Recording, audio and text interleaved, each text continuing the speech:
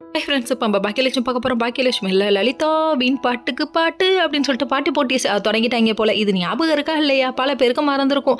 இந்த மாதிரி இவங்க என்ன பண்ணிட்டாங்கன்னா, பாட்டு போட்டி ஆரம்பிங்க அப்படின்னு சொல்லி கேட்க, எனக்கு நர்வஸாக இருக்குன்னு ஒரு பொண்ணு சொல்கிறாங்க. அதுக்கப்புறம் பாட்டு பாடினதை பார்க்கணுமே, ஏமா நர்வஸாக இருக்குன்னு பிச்சு பட்டைய கிளப்புற அப்படிங்கிற மாதிரி இந்தோ வந்துட்டேன் அப்படின்னு குதிக்கிறது. அடுத்து யாரு? நம்ம கோபி சாரு.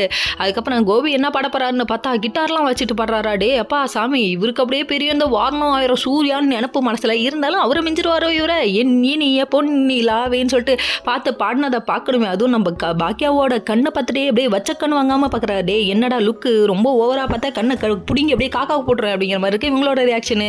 நீ என்ன சொன்னாலும் ஒன்றை தான் நான் ஃபாலோ பண்ணுவேன், நீ முன்னாலே போனா நான் பின்னாலே வரேன். இந்த பாட்டை போட்டோன்னு இவங்க ரெண்டு பேத்துக்கும் சரின்னு இவங்க மாறி மாறி லவ் பண்ணிருக்காங்க. இப்படி ஒரு லவ் டாச்சல் யாராவது கொடுத்துருப்பாங்களா? அந்த மாதிரி ஆயிடுச்சு நம்ம கோபியை பார்க்க. அப்புறம் கடைசியில் எல்லாரும் பாராட்டு தள்ளிட்டாங்க. வாவ் இவ்வளோ சூப்பராக பாடுற அப்படின்னு சொல்லி கேட்க எல்லாரும் பாராட்டுறாங்க. நீயும் வாய் திறந்து பாராட்டலாம்னு சொல்கிறாங்க. டே அப்பா இளமை இப்போ தான் திரும்புதாடா உங்களுக்கு. ஆமாம் எனக்கு 20 உனக்கு 18, அதனால நம்ம 2 பேர் லவ் பண்ணலாம் வா அப்படிங்கிறாங்க. சரிப்பா நல்லா வருவாடா நீ அப்படிங்கிற மாதிரி ஆயிடுச்சு. அதுக்கப்புறம் இங்கே இப்படி ஒரு கூத்து நடக்க வீட்டுக்கு வந்தால் அதுக்கும் மேலே பாட்டி ஒரு நாடகத்தை போடுறாங்க. நம்ம கோபி இப்படி நடிக்கிறதுல தப்பே இல்லைப்பா, உங்கள்கிட்ட இருந்து தான் வந்திருக்கு நடிப்புன்னு சொல்லிட்டு அந்த அளவுக்கு ஒரு நடிக்க ஆரம்பிச்சிட்டாங்க. நீ இதுக்கப்புறம் கோபியை கல்யாணம் பண்ணிக்கிறியா மீண்டுமா ஆளை விட்டுரு பாட்டி அப்படிங்கிற மாதிரி ஆயிடுச்சு. நம்ம இனியா ஒரு பக்கம் சோகத்தில் இருக்காங்க. காரணம் நிதிஷ் ட்ரக் எடுத்துக்கிறது தெரிய ஆரம்பிச்சிருச்சு. என்னடா அது இவன் ஏதோ பண்ணுறான் அப்படிங்கிற மாதிரி இருக்குது. இந்த 7 குடும்பத்தில் வந்து மாட்டிக்கிட்டுமே, ஈஸ்வரா காப்பாற்றுங்க ஈஸ்வரா அப்படிங்கிற மாதிரி